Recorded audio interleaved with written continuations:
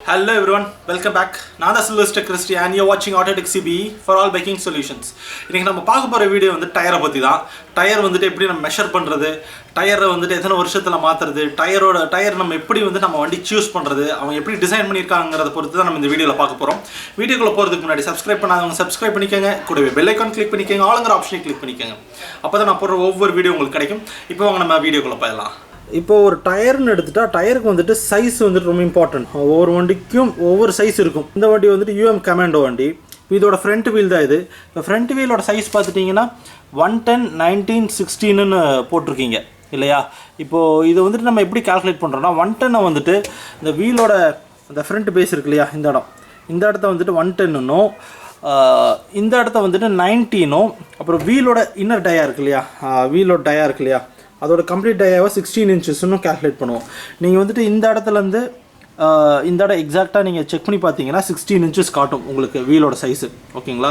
இப்போ இந்த 16 inches ரிம்முக்கு suit பண்ணுறது தான் டயர் வந்து 16 கொடுத்துருப்பாங்க. இப்போ ஒவ்வொரு வண்டியில் பார்த்துட்டிங்கன்னா 17 இருக்கும், ஒவ்வொரு வண்டியில் 18 இருக்கும், ஒரு வண்டியில் 19 இருக்கும். நம்ம மோஸ்ட்லி வந்துட்டு மோட்டோக்ராஸ் பைக்ஸ்க்கெலாம் பார்த்துட்டிங்கன்னா வந்துட்டு 19 கொடுத்துருப்பாங்க, 18, 19 கொடுத்துருப்பாங்க. ஸ்போர்ட்ஸ் பைக்ஸ்க்கெலாம் மோஸ்ட்லி 17 கொடுத்துருப்பாங்க. இப்போது சிபிஆர் R15 எடுத்துட்டிங்கன்னா 17 இன்ச்சஸ் வரும் வீல் சைஸு. இப்போ நம்ம வந்துட்டு இந்த கால்குலேஷன்ஸ் வச்சு தான் நம்ம வந்துட்டு அந்த வீலை வந்துட்டு வீலையும் டயரையும் நம்ம வந்துட்டு மேட்ச் பண்ணுறோம். இப்போ ரெண்டாவது வந்துட்டு நம்ம இன்னொரு விஷயம், நிறையா வண்டியில் பார்த்துட்டிங்கன்னா 16 பக்கத்தில் வந்துட்டு ஆறுன்னு போட்டிருப்பாங்க. இப்படி RW அந்த மாதிரிலாம் போட்டிருப்பாங்க. பைக்ஸ்க்கு மோஸ்ட்லி R தான் வரும். ஏன்னா ஆறுங்கிறது வந்துட்டு ரேடியல், அதை தான் மென்ஷன் பண்ணுறது 6. ஓகேங்களா? அப்போ வந்துட்டு அந்த 16 பக்கத்துலேயோ 17 பக்கத்துலையோ இல்லை 18 பக்கத்துலையோ ஆறுன்னு போட்டிருப்பாங்க. அதுதான். இன்னொரு விஷயம் என்னன்னா, இது வந்துட்டு இது வந்து டியூப் டயர். ஓகேங்களா?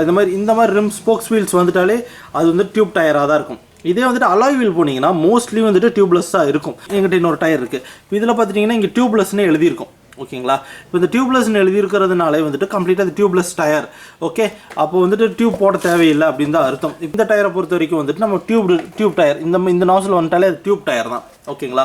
இப்போ இந்த சைஸ் நம்மளுக்கு இது விளங்கியிருக்கும். இப்போ எல்லாத்துக்கும் ஒரு சின்ன டவுட் வரும். என்னென்னா வந்துட்டு இது ஸ்போக்ஸ் வீலு, அப்புறம் அலாய் வீலை பற்றி வந்துட்டு டியூப்லெஸ் அப்படின்னு நான் சொல்லிட்டேன். இப்போ நிறைய ஸ்கூட்டர்ஸ் எடுத்துட்டோன்னா வந்துட்டு உங்களுக்கு டியூப்லெஸ்ஸாக வரும். இப்போது எப்படி வந்துட்டு நம்ம ஸ்கூட்டர்ஸ்லாம் டியூப்லெஸ் பண்ணுறாங்க அப்படின்னா, ஆக்சுவலி ஸ்கூட்டர்ஸில் வர வீல் இருக்கு இல்லையா, இந்த வீல் இருக்கும் பாருங்கள், அது ஃபுல்லாமே சீல்டு பண்ணியிருப்பாங்க. ஓகே, இந்த மாதிரி நாசில்லாம் இருக்காது. இதெல்லாம் வந்துட்டு இருக்கும்போது இந்த இடத்துல ஏர் லீக்கேஜ் வந்துடும். இப்போ ஸ்கூட்டர்ஸ்க்குலாம் வந்துட்டு இந்த மாதிரி இருக்காது. ஃபுல்லாக என்ன பண்ணியிருப்பாங்கன்னா கம்ப்ளீட்டாகவே மோல்ட் பண்ணி வெல்டிங் வச்சுருப்பாங்க அந்த ஃப்ளான்ச்சஸை. இப்போ வந்துட்டு நம்ம அந்த மாதிரி இருக்கும் பொழுது வந்துட்டு நம்ம அழகாக வந்துட்டு ஸ்கூட்டர்ஸ்க்கு வந்து டியூப்லெஸ் டயர் நம்ம மாட்டிட்டு போயிடலாம். ஒன்றும் இல்லை, சிம்பிளாக காருக்கு எடுத்துக்கலாமே. காருக்கு இருக்கிற ரிம் எடுத்துகிட்டு அது பார்த்துட்டிங்கன்னா ஃபுல்லாக மோல்டிங்காக தான் வரும். அங்கே எங்கேயுமே இந்த மாதிரி ஸ்போக்ஸ் எதுவுமே பார்க்க முடியாது. இப்போ அந்த மாதிரி இடத்துல வந்துட்டு அழகாக வந்துட்டு நம்ம டியூப்லெஸ் நாசில் போட்டுட்டு டியூப்லெஸ் டயர் போட்டு போயிடலாம். இப்போ மோஸ்ட்லி வர எல்லா ஸ்கூட்டர்ஸ்க்குமே டியூப்லெஸ் தான் கொடுக்குறாங்க. இப்போ ஸ்கூட்டர்ஸ்க்கும் இந்த சேம் கான்செப்ட் தான். இது 16 இன்ச் சொல்கிறோம் இல்லையா, அதே போல் ஸ்கூட்டர்ஸ்க்கு மோஸ்ட்லி 10 இன்ச் வரும். ஓகேங்களா? ஆக்டிவாக்கு இந்த பெப்புக்கு இந்த மாதிரிலாம் வந்துட்டு மோஸ்ட்லி 10 to 12 இன்ச் அதுக்குள்ளே தான் வந்துட்டு ஸ்கூட்டர்ஸ்க்கு வீல் இருக்கும். ஓகேங்களா? இப்போ அந்த மாதிரி வீலுக்கும் அதுக்கேற்றது போல் சைஸஸ் நம்ம கொடுத்துருப்பாங்க கம்பெனியில். நம்ம அதுக்கேற்றது போல் நம்ம மாட்டிக்கலாம். இப்போ அடுத்தது வந்துட்டு நான் வந்துட்டு உங்களுக்கு டயர் சைஸ் எப்படி வண்டிக்கு ஏற்ற போல் கால்குலேட் பண்ணுறாங்கிறது நான் சொல்கிறேன். இப்போ ஒரு ஸ்போர்ட்ஸ் பைக் எடுத்துட்டிங்கன்னா பேக் வீல் வந்துட்டு ரொம்ப கர்வியாக கொடுத்துருப்பாங்க.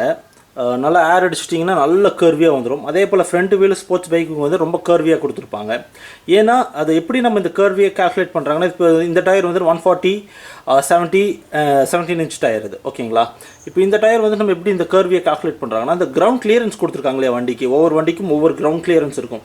ஓகேங்களா? இப்போ அந்த கிரவுண்ட் கிளியரன்ஸ்க்கு ஏற்றது போல் நம்ம வண்டியை வந்து லீன் பண்ணுறோம் இல்லையா, ரெண்டு பக்கம் படுக்க வைப்போம், அதை ரொம்ப பெண்ட் பண்ணி ஓட்டுறதுன்னு வச்சுக்கலாமே. இப்போ அந்த மாதிரி இருக்கிற இடத்துல வந்துட்டு நம்ம வந்துட்டு ஒரு ஹில்ஸ் ஏற்றுறோம்னு வச்சுக்கோமே, ஒரு ஊட்டி மாதிரி ஒரு ஹில்ஸ் ஏற்றுறோம்னா வந்துட்டு நம்ம வந்து நல்லா பார்த்தீங்கன்னா ஏர்பின் பென்ஸ்லாம் இருக்கும். இப்போ அந்த மாதிரி இடத்துல வந்துட்டு வண்டியை வந்து நல்லா லீன் பண்ணி எடுப்போம். லெஃப்ட் ரைட்டில் வந்து நல்லா படுக்க வச்சு எடுப்போம். அப்போ எடுக்கும்போது இந்த கர்வி இருக்கு இல்லையா, இது வந்துட்டு உங்களுக்கு வந்துட்டு அந்த லீன், அதாவது எந்த அளவுக்கு நீங்கள் இந்த வண்டிக்கு லீன் போகணுமோ அந்த கிரவுண்ட் கிளியரன்ஸ்க்கு ஏற்றது போல் இந்த வண்டிக்கு லீன் கொடுத்துருப்பாங்க. நம்ம அந்த லீனுக்கு ரொம்ப ஜாஸ்தி போயிட்டிங்கன்னா எஜ்ஜுக்கெல்லாம் வந்துட்டு மேபி வண்டியை வந்துட்டு ஸ்கிட்டாக கீழே விழுகிறதுக்கு கூட உங்களுக்கு வாய்ப்பு இருக்குது. அதனால தான் வந்துட்டு அவங்க என்ன பண்ணியிருப்பாங்கன்னா இந்த கிரவுண்ட் கிளியரன்ஸ்க்கும் இந்த டயருக்கும் வந்துட்டு கால்குலேட் பண்ணி தான் வந்து ஒவ்வொரு வண்டிக்கும் ஒவ்வொரு டயர் சைஸ் கொடுத்துருக்குறாங்க. இப்போ எல்லா டயருக்குமே வந்துட்டு ஒரு எக்ஸ்பைரி டேட் கண்டிப்பாக கொடுத்துருப்பாங்க. பட் வந்துட்டு அந்த எக்ஸ்பைரி டேட் வந்துட்டு அப்ராக்சிமேட் ஒரு 2 இயர்ஸ் வரைக்கும் நம்ம அந்த டயரை யூஸ் பண்ணிக்கலாங்கிறது வந்துட்டு ஒரு கண்டிஷன். இப்போ வந்துட்டு இந்த டயரில் பார்த்துட்டிங்கன்னா ஒரு மேனுஃபேக்சரிங் டேட் கொடுத்துருப்பாங்க. இப்போ அதுலேருந்து நம்ம 2 இயர்ஸ் கால்குலேட் பண்ணிக்க வேண்டியதா. இப்போ நீங்கள் இங்கே பார்க்கலாம் எல்லா டயர்லையுமே வந்துட்டு இந்த இது கொடுத்துருப்பாங்க 1415 கொடுத்துருக்காங்க பார்த்தீங்களா. இது வந்துட்டு இந்த டயருக்கு மட்டும் தான் கொடுத்துருப்பாங்கன்னா எல்லா டயர்லையுமே இருக்கும். இப்போ இந்த டயரில் பார்த்துட்டிங்கன்னா அந்த பக்கம் இருக்குது, அந்த பக்கம் என்னால் காட்ட முடியாதனால நான் இந்த வேறு டயர் எடுத்து வச்சு காட்டிகிட்டு இருக்கேன். இப்போ பார்க்கலாம் 1415 கொடுத்துருக்கு இல்லையா. இப்போ 1ங்கிறது டேட்டாகவும் 4ங்கிறது மந்த்தாகவும் 15ங்கிறது இயராகவும் நம்ம கால்குலேட் பண்ணிக்க வேண்டியதான். ஓகேங்களா. 1415 ஒவ்வொரு டயரில் ஒவ்வொரு மாதிரி டேட் அண்ட் இயர் மென்ஷன் பண்ணியிருப்பாங்க. இப்போ எல்லா டயர்லையுமே இது கண்டிப்பாக இருக்கும். இது பைக் டயரில் மட்டும்தான் இருக்கும் அப்படின்னு இல்லை, ஆல் வெஹிக்கிள் டயர்ஸ்லேயும் வந்துட்டு இந்த மேனுஃபேக்சரிங் டேட் கொடுத்துருப்பாங்க. அப்ராக்சிமேட் 2 இயர்ஸ் நம்ம யூஸ் பண்ணிக்கலாம். பட் நம்ம அது பண்ணுறதில்ல. நம்ம என்ன பண்ணுறோன்னா மோஸ்ட் ஓவர் இது டயர் தேஞ்சு முடிகிற வரைக்கும் நம்ம யூஸ் பண்ணுறோம். ஒரு சிலர் பார்த்துட்டிங்கன்னா என்ன பண்ணுவாங்க, கார்லலாம் பார்த்துட்டிங்கன்னா கம்ப்ளீட்டாகவே 5 டயருமே ஒரே செட்டாக மாற்றி விட்ருவாங்க. ஏன்னா 2 இயர்ஸ் ஆயிடுச்சுன்னா அது ரீப்ளேஸ் பண்ணுங்கிறது ஒரு கண்டிஷன். அதனால் வந்து அது ஏன் அந்த கண்டிஷன்னா இந்த டயர் இருக்கு இல்லையா, இந்த ரப்பர் இருக்கு இல்லையா, இந்த ரப்பர் வந்துட்டு அதோட தன்மையை இழக்க ஆரம்பிச்சிடும், ஹார்டன் ஆக ஆரம்பிச்சிடும். ஓகேங்களா. கல் மாதிரி ஆக ஆரம்பிச்சிடும். இப்படி ஆக ஆரம்பிச்சிருச்சுன்னா உங்களுக்கு டயரில் வந்து இன்கேஸ் நீங்கள் வந்து நல்லா ஸ்பீடாக போய் பிரேக் அடிக்கிறீங்கன்னா டயருக்கும் ரோட்டுக்கும் உள்ள ஃப்ரிக்ஷன் வந்துட்டு கம்மியாயிடும். ஹார்டன் ஆகிடுச்சுன்னா ஃப்ரிக்ஷன் கம்மியாயிடும். இப்போ ஃப்ரிக்ஷன் கம்மியாயிடுச்சுன்னா மேபி ஆக்சிடென்ட் ஆகிற கூட வாய்ப்பு இருக்குது. அதனால தான் வந்து 2 இயர்ஸில் வந்து டயர் மாற்றணும் அப்படின்னு சொல்லி நம்ம கண்டிஷன் கொடுக்குறாங்க. ஒவ்வொரு டயரில் பார்த்தீங்கன்னா கம்ப்ளீட்டாக கிராக்ஸ் விட்டுருக்கும். அது ஏன்னா டயரோட அந்த ஆர்ட்னஸை தான் அது குறிக்குது. கிராக் வரதுக்கு காரணமே வந்து டயரோட ஆர்ட்னஸ் தான். உங்களுக்கு டயர் வந்துட்டு ஷ்ரிங்காகி இதாகிட்டே இருக்கும் இல்லையா. ஒன்ஸ் நீங்கள் குளிரில் விட்டு இறக்கும்பொழுது ஷ்ரிங்காகி அப்புறம் ரிலாக்ஸ் ஆகும். இப்படி ஆகும்பொழுது என்ன ஆகணும், இந்த கார்னர்ஸ்லாம் வந்துட்டு டயர் வந்துட்டு அப்படியே வந்துட்டு கிராக் விட்டுரும்.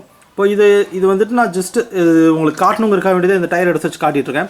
இதுதான் இந்த டயரோட கண்டிஷன்ஸ். நீங்கள் வந்துட்டு இந்த கண்டிஷன்ஸில் நீங்கள் கரெக்டாக டயரை மெயின்டைன் பண்ணிட்டு இருந்தீங்கனாலும் போதும். உங்களுக்கு டயர் சைஸு இதெல்லாமே உங்களுக்கு கிளியர் ஆகிருக்குன்னு நினைக்கிறேன். அதோட வருஷம் வண்டி அதோட லைஃப் டைம் எல்லாம் உங்களுக்கு கிளியர் ஆகிருக்குன்னு நினைக்கிறேன். பட் இதுவும் உங்களுக்கு ரொம்ப முக்கியமான பாயிண்ட். வண்டியில் வந்துட்டு மைலேஜ் வரதில்லை அப்படின்னாலும் டயருக்கு சம்மந்தம் இருக்குது. இப்போ வண்டியை கொண்டு போய் ஒரு மெக்கானிக் கிட்ட கொடுக்குறீங்க, அவங்க கம்ப்ளீட்டாகவே செக் பண்ணுறாங்க, எல்லாமே பர்ஃபெக்டாக இருக்குது, பட் மைலேஜ் வரதில்லை அப்படின்னா நீங்கள் செக் பண்ண வேண்டியது டயர் ப்ரெஷரையும் நம்ம செக் பண்ணி தான் ஆகணும். இப்போது கம்பெனியில் வந்துட்டு ஒரு டயர் ப்ரெஷரை வந்துட்டு ஒவ்வொரு வண்டிக்கும் தனித்தனியாக டயர் ப்ரெஷரை வந்துட்டு கம்பெனியில் ரெக்கமெண்ட் பண்ணுவாங்க. இப்போ ஒவ்வொரு வண்டிக்கும் வந்து தனித்தனியாக ஒரு 28-35 வைங்க, 29-29 அதே மாதிரி வைங்க. ஒரு வண்டியில் பார்த்துட்டிங்கன்னா 25-35 வைங்க, 33 வைங்க. இந்த மாதிரி டயர் ப்ரெஷர் ஒவ்வொரு வண்டிக்கும் தனித்தனியாக டிஃபர் கொடுப்பாங்க. பிகாஸ் வண்டியோட வெயிட்டு, கிரவுண்ட் கிளியரன்ஸு, வண்டியோட அந்த ஃப்ரண்ட் வீலுக்கு பேக் வீலுக்குள்ள டிஸ்டன்ஸு எல்லாமே ஒரு கால்குலேஷன் போட்டு அந்த ஏர் டைனாமிக்ஸாக கால்குலேஷன் போட்டு தான் அந்த ஒவ்வொரு வண்டிக்கும் அவங்க வந்து டயர் ப்ரெஷர் வந்துட்டு கால்குலேட் பண்ணுவாங்க. இப்போ நம்ம என்ன பண்ணுறோன்னா நம்ம டயர் ப்ரெஷரே வந்துட்டு பார்க்காம ஓட்டிகிட்ருக்கோம். நம்ம ஒவ்வொரு தடவை பெட்ரோல் அடிக்கிறோம், பக்கத்துலேயே பம்ப் இருக்கும், நம்ம அடிச்சுக்கலாம். பட் நம்ம அது பண்ணுறதில்ல, நம்ம அப்படியே ஓட்டிக்கிட்டே இருப்போம். என்ன ஆகுனா காற்று கம்மியாக உங்களுக்கு அந்த உராய்வு தன்மை இருக்கு இல்லையா, ரோட்டுக்கும் டயருக்கும் உள்ள உராய்வு தன்மை அதிகமாகும். இப்போ அப்படி அதிகமாகும் பொழுது உங்களுக்கு ஆட்டோமேட்டிக்காக மைலேஜ் ட்ராப் ஆகிறதுக்கு நிறைய வாய்ப்புகள் இருக்குது. ஏன்னா வண்டி வந்துட்டு நீங்கள் எக்ஸலரேட் கொடுக்கறதுக்கு அந்த எக்ஸலரேட் கொடுப்பீங்க, பட் அதோட பெர்ஃபார்மன்ஸ் உங்களுக்கு இருக்காது. ஓகேங்களா. அந்த அவுட்புட் உங்களால் எடுக்க முடியாது. அதுக்கு காரணமும் டயர் தான். இப்போ இன்னொரு விஷயம் என்னன்னா வந்து என்ன பண்ணுவாங்கன்னா வண்டியில் வந்துட்டு சின்ன டயர் வந்துட்டு ஒரு சைஸ் வந்துட்டு 100, 90, 18ன்னு ஒரு எடுத்துக்கலாம். ஓகேங்களா. இப்போ அந்த சைஸ் இருக்க வேண்டிய இடத்துல நம்ம என்ன பண்ணுறோம்னா 120, 70 இந்த மாதிரி டயர் சைஸை வேரி பண்ணி நம்ம போடுறோம். ஓகேங்களா. அப்போ வேரி பண்ணி போடும்பொழுதும் உங்களுக்கு அங்கே என்ன ஆகுனா கண்டிப்பாக மைலேஜ் ட்ராப் ஆகிறதுக்கு 100% வாய்ப்புகள் இருக்குது. இந்த மாதிரி இந்த ஸ்டெப்ஸ் எல்லாமே நீங்கள் கரெக்டாக ஃபாலோ பண்ணிட்டு வந்துட்டு கம்பெனியில் ரெக்கமெண்ட் பண்ணுற சைஸு, கம்பெனியில் ரெக்கமெண்ட் பண்ணுற ஏர் ப்ரெஷரு, இது எல்லாமே நம்ம பர்ஃபெக்டாக போட்டுட்டு இருந்தாலே நம்ம வண்டியில் வந்துட்டு அந்த மைலேஜ் ட்ராப் ஆகிறது உங்களுக்கு இருக்காது. ரெண்டாவது வண்டியோட ஸ்மூத்னஸுமே இதில் வந்துட்டு உங்களுக்கு கால்குலேட் பண்ணுறதுக்கு இருக்குது. அதுதான் உண்மை. நம்ம இது எல்லாமே கரெக்டாக பண்ணிட்டு இருந்தோம்னா வண்டியில் உங்களுக்கு மைலேஜ் குறையாது, வண்டியோட ஸ்மூத்னஸ் இருக்கும், வண்டியோட பர்ஃபார்மன்ஸில் வந்துட்டு உங்களுக்கு எந்த குறையும் இருக்காது. இதெல்லாமே கரெக்டாக மெயின்டைன் பண்ணாலே என்ன சொல்கிறது வண்டி பர்ஃபெக்டாக இருக்கும். ஓகேங்களா. இந்த வீடியோ உங்களுக்கு யூஸ்ஃபுல்லாக இருக்கும்னு நான் நம்புறேன். அப்படி யூஸ்ஃபுல்லாக இருந்துச்சுன்னா கமெண்ட், லைக் அண்ட் உங்கள் ஃப்ரெண்ட்ஸ்க்கு இந்த வீடியோ ஷேர் பண்ணுங்கள். நிறைய பேர் இந்த டீட்டெயில்ஸ் தெரிஞ்சுக்கிட்டோம். ஏன்னா இது ரொம்ப உங்களுக்கு யூஸ்ஃபுல்லான ஒரு தகவல் தான் நான் கொடுத்துருக்கிறேன். கமெண்ட், லைக் பண்ணும்பொழுது தான் எனக்கு வந்துட்டு ஒரு உந்துதல் இருக்கும் இந்த மாதிரி வீடியோஸ் நான் நிறையா வண்டிகளை பற்றி மேக் பண்ணுறதுக்கு. அண்ட் தேங்க்ஸ் ஃபார் வாட்சிங். Stay tuned for more videos. Bye.